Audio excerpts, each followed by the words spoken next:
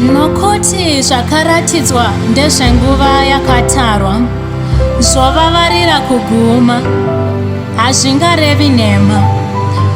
Kunyange zvikanonoka uzvimirire, nokuti zvichauya zviro kwazvo, hazvingaiti nguva huru.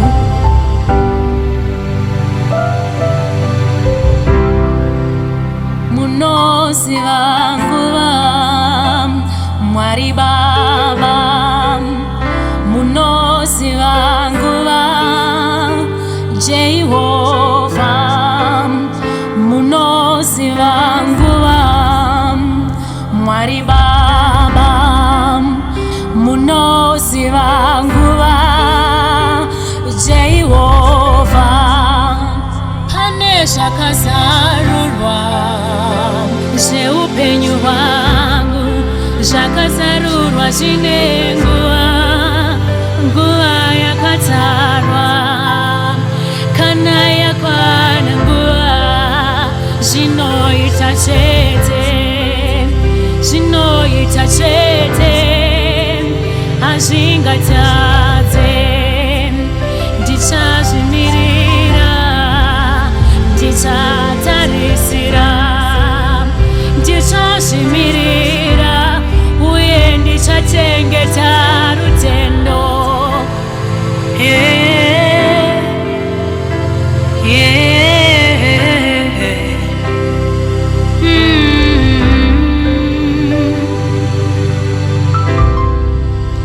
Munoziva nguva, Mwari Baba, munoziva nguva, Jehovha, munoziva nguva, Mwari Baba,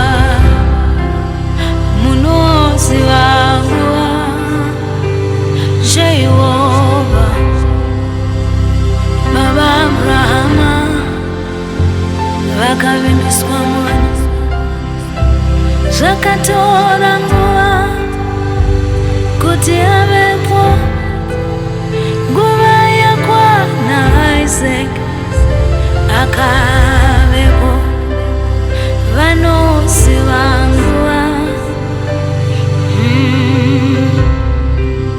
kana paBetsaida paiva nemurume akagara ipapo nguva yakareba, aimirira dziva ripongozwe.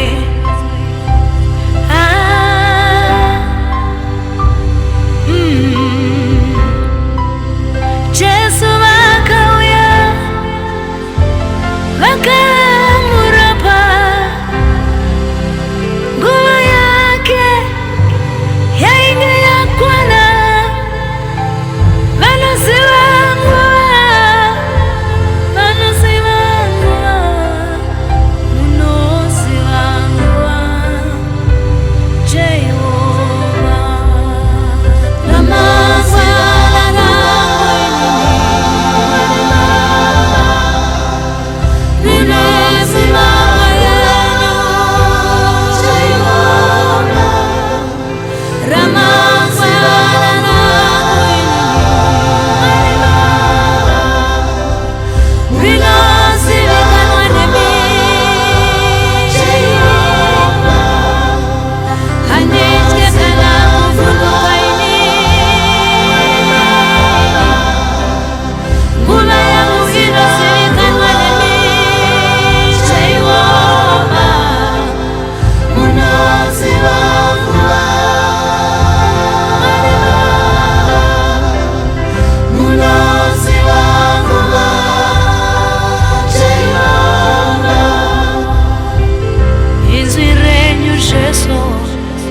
Haridzokere kwamuri, risina kuzadzikisa zvamareva, rinodzokera chete, raita zvamakataura neupenyu hwangu. Saka inzwi richadzokera muchato wangu waita, inzwi richadzokera ndane imba yangu, inzwi richadzokera ndane basa rangu, inzwi richadzokera ndafamba nyika dzese munoziva nguva Mwari Baba, munoziva nguva Jehova, munoziva nguva Mwari Baba, munoziva nguva Jehova.